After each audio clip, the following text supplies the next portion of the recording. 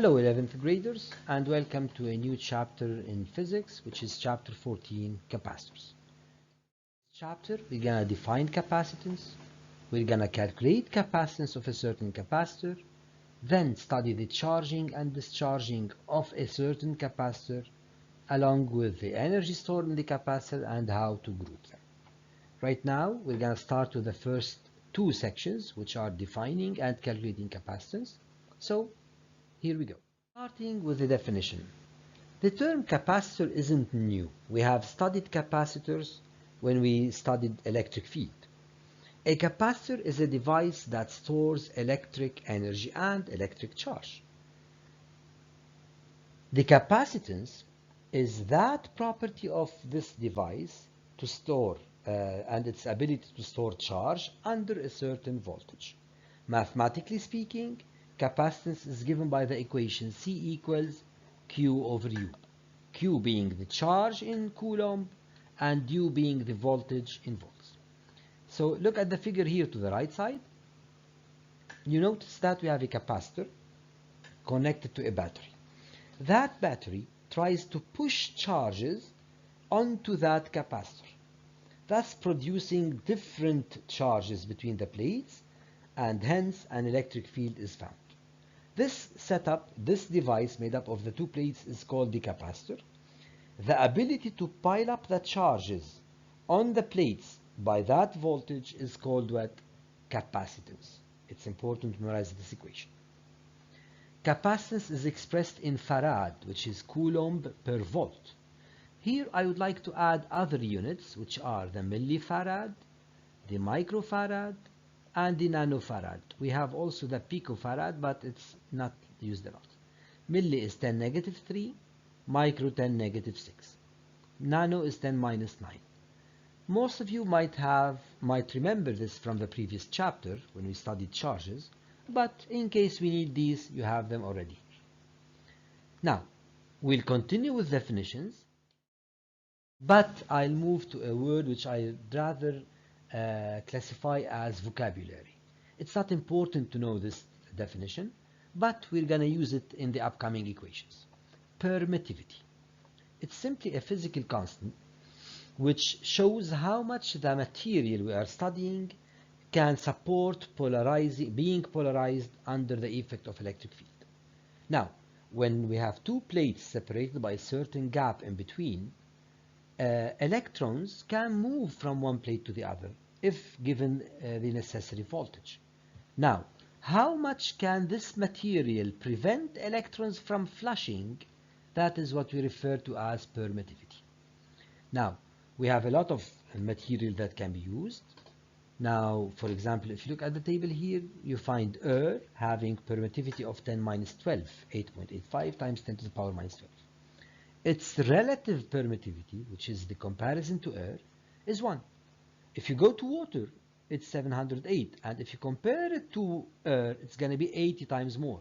So water, distilled water in fact, is 80 times more insulating than air. Now, which material to use? It's up to the user here.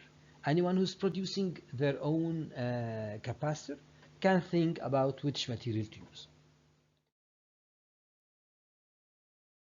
Now we move on to how to calculate the capacitance of a certain capacitor. So the capacitance of a parallel plate capacitor is given by this equation.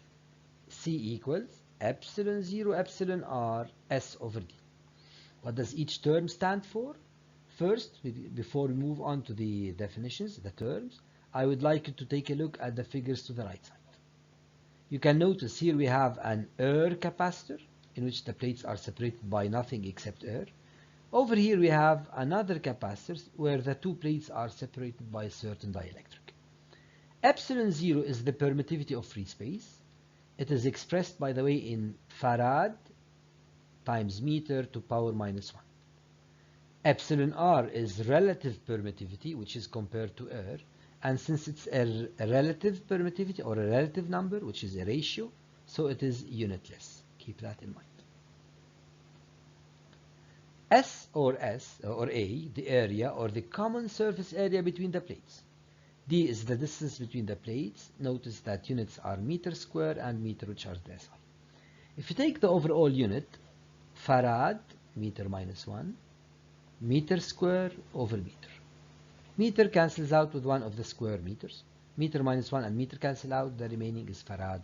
So units match. So these are the two important equations for this chapter so far. C equals Q over U and C equals epsilon 0 epsilon R S over D. Now, we have seen capacitors and capacitance. I think we can go and solve an application. But before we do that, I would like to focus on some basics that we need to know about capacitors. First, a capacitor has two armatures or two plates where charges can be piled up. So armatures or plates, just keep that in mind. The armatures are separated by an insulating material which we call dielectric. If it's air, so be it. It can be mica, it can be air, it can be water, it can be wood, anything. Capacitors are highly used in electronics such as computers, radio receivers, car light systems, even the windshield wipers of your car, they have capacitors. So capacitors are basically used in any electrical appliance. Plates store the charges of equal values but opposite signs. So if you have plus 10 coulomb on one plate, the other would have minus 10. Together, globally, they're going to give us a zero charge. But when we say charge of a capacitor, we simply refer to the charge on the positive armature. So let's take this figure, for example. This is a plate, where a capacitor, where we have plus 10 coulomb on the left-hand side and minus 10 coulomb on the right-hand side. When we say charge of the capacitor, we take this part only, and we say Q equals 10 coulomb. We take the positive charge. To represent a capacitor, we use these symbols. Let me erase what I've written here so that they will seem to be clearer. Okay? We just use two segments parallel to each other and of equal measures, not like as we have used with the generators in which we have one larger than the other. Other forms such as this, or this, we might encounter them in some applications. We can talk about them later. However, for now, I'd like you to focus on the main shape which I have circled over here. Now, we are ready to go and solve an application. In this application, we have straightforward values, two parallel plate capacitors, where the separation between the plates is 1 millimeter, and the area of the plates is 23 centimeters square. Now, the two plates are separated by air, the permittivity is given, and this capacitor is charged under 24 volts. Now, keep in mind, we can use the equations C equals Q over U, and C equals epsilon S over D. Notice when I write epsilon, what's meant by this is epsilon 0 times epsilon R. Questions are to calculate the capacitance, then charge once it's connected to the voltage. Question 3 is the capacitor is isolated, where the charge is conserved, and keep that in mind.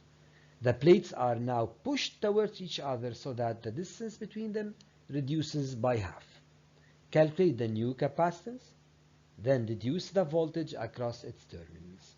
3 might be a bit indirect, but we're gonna walk through it together. So let us start by solving the application, where the first part was to calculate capacitance. So first thing, write the equation.